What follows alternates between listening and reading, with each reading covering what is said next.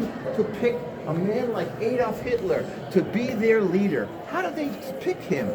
Well, you have to understand a few important historical events that happened which put pressure on the German people. After the First World War, when Germany left, the Allies required the Germans to pay $500 billion in today's money as reparations. $500 billion that basically drained the entire German economy after the First World War. And people were starving. And the Nazis, if you look at the top right corner, that red poster, you see Arbeit und Brot, meaning work and bread.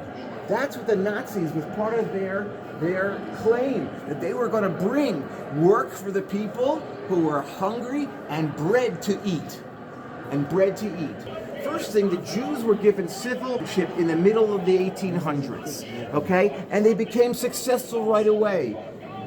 Lawyers and doctors and college professors and teachers in schools and so on, they became very culturally important, even though they were a tiny, less than 1% of the entire German population, okay?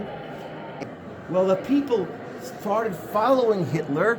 Hitler never made a majority of the election, but because of coalition politics, even with 33% of the vote approximately, he was made chancellor in January of 1933. He was the head of the German party. He called his government, he called his party the Nazi Party, okay? And they used as their symbol, what is that symbol called? The swastika, which was an Indian symbol from India for many years ago, and he adopted that symbol as a symbol of the unity of the German people. And this is a rally that they had in Nuremberg, okay? But things were so bad financially. If you know anything about economics, if any of you studied economics in college, you know that if the government has to pay $500 billion in reparations, they kept printing money. And that means that money's worth less. So if you look at the money here, you will see billions of Deutschmarks that it took to buy something. You practically needed a wheelbarrow to carry the money to go grocery shopping. Anti-Semitism that comes from many years ago. If any of you or many of you are Christians, you know of the stories that the Jews were blamed for the killing of the Christ, of Jesus, okay? Even though Jesus was born and died a Jew, for hundreds of years were blamed for the killing of Christ.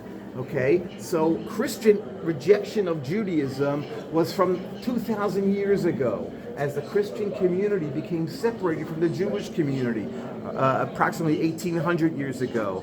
And so imagery, church imagery, was a very important part of anti-Semitism. The church, the Roman Catholic Church, and Christians blamed the Jews for killing of Jesus. And so there was an inherent idea of hatred of Jews from the beginning, from 2,000 years ago. But they didn't say kill the Jews at that time, because the Jews were witnesses. Because Jesus was a Jew, and they would have killed of all the Jews in that generation. They would not have been able to have witnessed the Jewish people were for the existence of their Savior. Okay?